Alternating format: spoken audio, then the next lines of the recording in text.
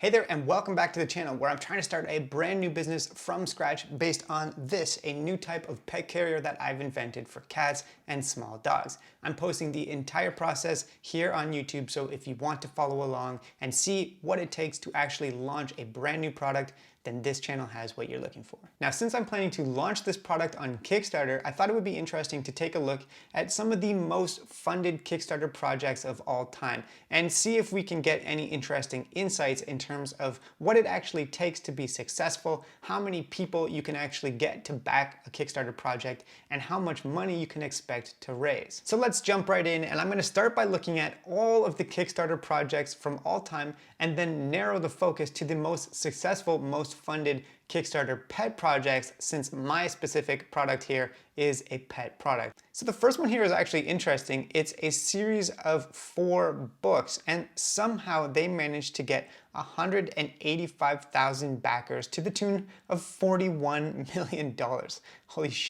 Okay, honestly, that is incredibly impressive. I'm shocked at that overall figure. It looks like people were paying $40 or $60 for access to these ebooks. They're not even actual physical books. They're ebooks or audio books. That's incredible. $41 million. Well, I know I can't replicate that, but that's definitely interesting to know.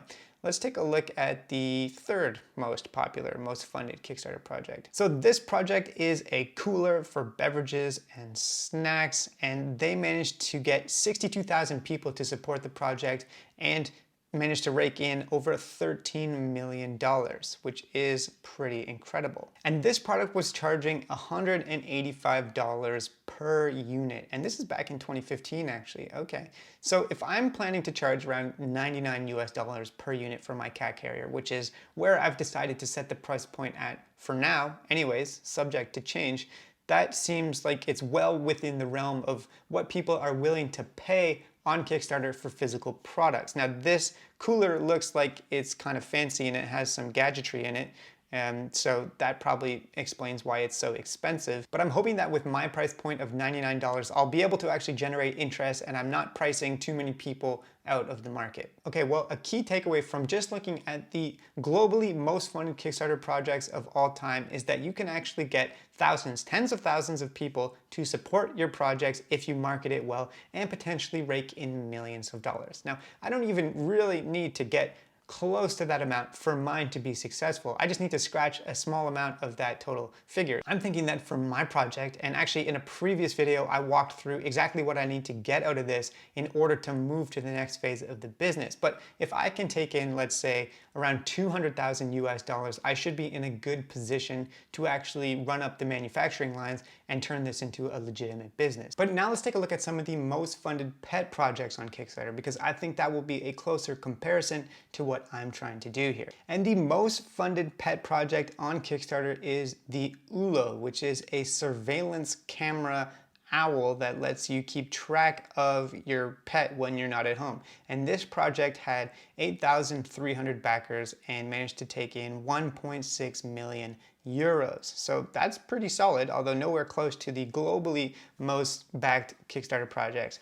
And so let's see, this project was charging $150, or sorry, 150 euros per unit. So that's pretty interesting. And actually, if I scroll down here, it looks like they had a different pricing model depending on what time people purchased it. So the earlier in the campaign that people purchased it, you could get it at a pretty steep discount.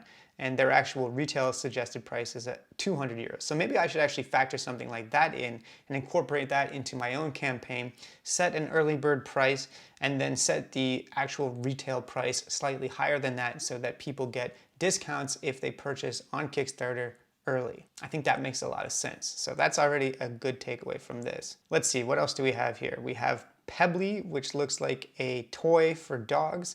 And they had 2,800 backers and made $500,000, so that's pretty solid. Another good one is Drinky, a water fountain that had 3,400 backers and took in just under $400,000. And then we've got the Purple Pet Bed with 1,300 backers and they made $250,000. Now, to make this comparison a little easier between the different comps, I pulled some of the data from Kickstarter and put it into a spreadsheet here so that we can compare a few of the most backed pet projects and look at how many backers they have, how much money they raise, and what the average dollar per backer was, because I think that's an interesting figure as well. So you can see that for some of the most popular pet products on Kickstarter, the average dollars per backer was averaging well over $100 per unit. And that actually is comforting to me because I'm trying to charge around $99, but I'm thinking maybe that should be the early bird pricing point,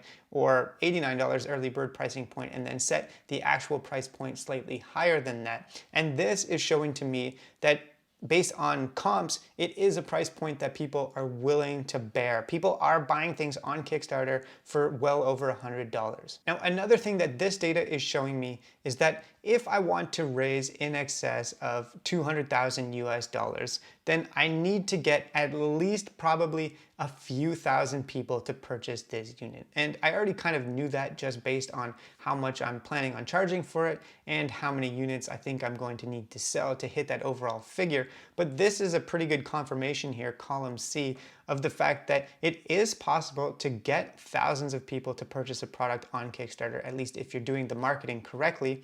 And if you do that well, you can actually make hundreds of thousands of dollars on Kickstarter. And so if I hit at least around this price point here, like the purple pet bed managed to do, then I know I would be in a position to actually get the equipment I need for plastic injection molding and actually run up the manufacturing lines and spin out a few thousand units for the people that purchased it on Kickstarter. I guess another key takeaway from this is that people are willing to spend a lot of money on their pets.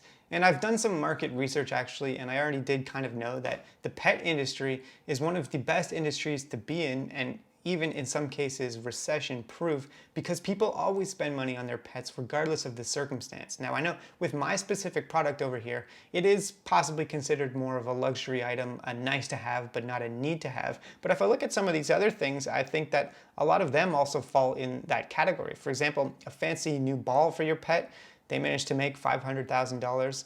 A treat dispenser, $300,000. None of these things are necessary, but they're nice to have. So yeah, I think pulling these comps from Kickstarter and seeing what some other projects have managed to pull off is pretty comforting to me. It shows me that it is possible, although I'm sure a ton of work and marketing went into these to actually get that much traction and to get that many people to support it. And I would be happy coming in at the low end of some of these projects that I've been looking at here, because you know, to pull in over $1 million on Kickstarter and to have thousands, potentially tens of thousands of people purchasing your product would be well above and beyond my wildest dreams. I think I need to target realistically, you know, maybe 2,000 people. If I can hit 2,000 people, I know I'll be able to make it. Anyways, thanks so much for watching. I hope you enjoyed this video. If you want to continue following along with the series and seeing how this pans out, then please don't forget to subscribe to the channel, and I'll see you later.